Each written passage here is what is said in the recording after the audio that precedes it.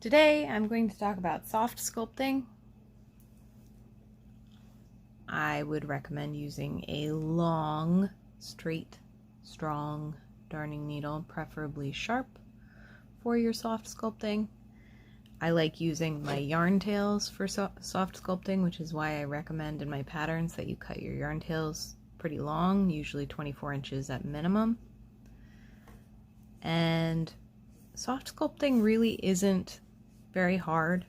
You don't have to commit to pulling your stitches very hard and in and severely. You can do it in little baby steps and make sure that you're achieving the shape that you want. So the first soft sculpting I'm going to do is going to be to pull these eyes inward a little bit because I want them to look a little bit more inset. And then I also want to create a line from the eye to the nostril because horses generally have this definition along their nose. So I'm going to take a yarn tail that I used to sew the head to attach, and I'm going to position that yarn tail so that it exits out right next to one of the eyes. And I'm not going to pull that hard because I don't want to dimple where this is. And you see that even though I didn't pull it hard, there's still a dimple there.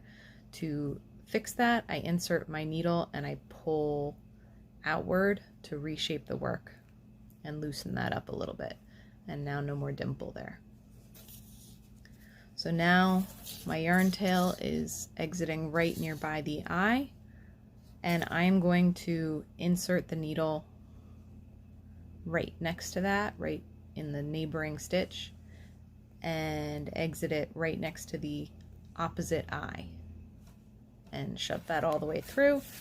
And I'm going to push the eyes inward to the point that I want them and pull that yarn tail so that it's snug, but not pulling so tight because I don't want to re-dimple the side of the head where the yarn tail came from. And I'm going to apply this pressure to the eyes as I soft sculpt so that the yarn is just doing exactly what I need it to do and not pulling so severely, because again, I don't want it to affect the shaping in other places where the yarn came from.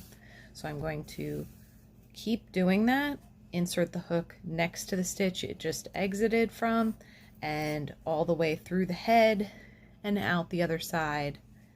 We're trying to hit basically all the hours of the clock around the edge of this eye, and out the hours of the clock along the opposite eye. And then continue doing that, insert it right next to that. We want it to exit right next to this eye, pull it through, maintain that squeezing.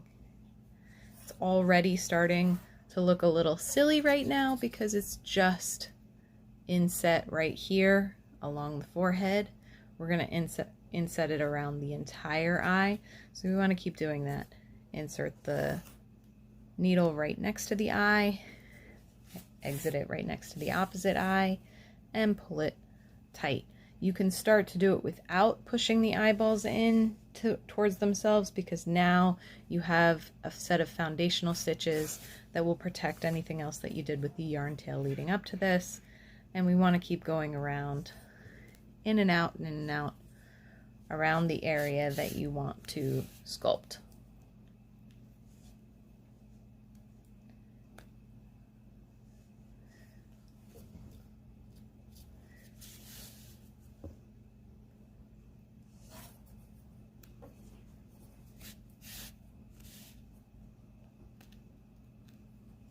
Now this is pretty severe soft sculpting. You can do it more subtly if you want to, just by pulling it less hard. But now I have an inset eye on this side and an inset eye on this side. That looks pretty good. It looks a little odd this way because the nose is still not soft sculpted. So we want to bring this in a little bit to make this narrower and create that line along the nose of the horse. So I'm going to insert the needle so that it comes out right where I want that line to begin. I'd say even a little bit lower than what I just achieved. There you go. So we want that to come out there. So I'm going to pull that out, and now I'm going to create a line from about here, the corner of the eye, to the nostril. And to do that again, we're going to insert the needle in the next stitch, over, and then out exactly opposite where I inserted the needle. And then the next stitch over and out in that line opposite where you inserted the needle, and pull that snug. We're going to keep going in and out. Try not to stab yourself. Pro tips. Bleeding on your work is undesirable. And see how we're creating that shadowed line from the corner of the eye along the nose down to the nostril. I think I'm going to keep going another couple stitches. Just insert it and exit it. Pull that tight.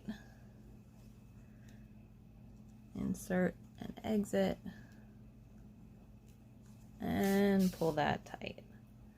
And last one.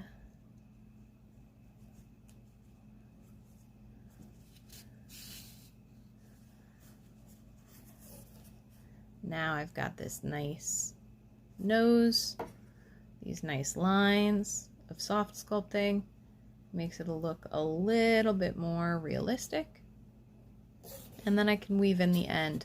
To weave in my ends, I insert the needle into the work and out random places. And I don't pull it very tight because I don't want to change the shape of the work. So I do that until I have maybe 2 to 4 inches of my yarn tail left. And so I go all through my work and just in and out and in and out. This creates a lot of foundational stitches, so you're never going to lose that careful shaping that you made. You want to go in and out again until you have about 4 inches. I still have about a foot left.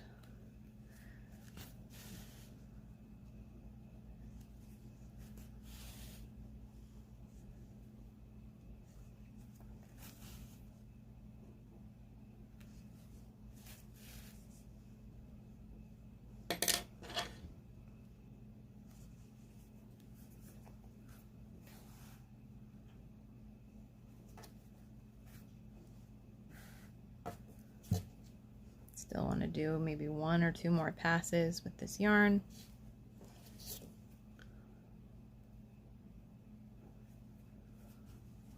One and 2. And then all I have left is this yarn tail, which I'm going to trim off right there. And then if you have a teensy tiny bit of that yarn tail still sticking out, a way to get rid of it is to squeeze and scrunch your crochet work, and the yarn tail will just disappear into the polyfill. And that is how I do soft sculpting along a head. I can use the other yarn tail to do soft sculpting along this back line, but it's going to be exactly the same as what I did to create this nose, in and out, back and forth, pulling lightly to more severely to achieve that indentation. I hope that helped.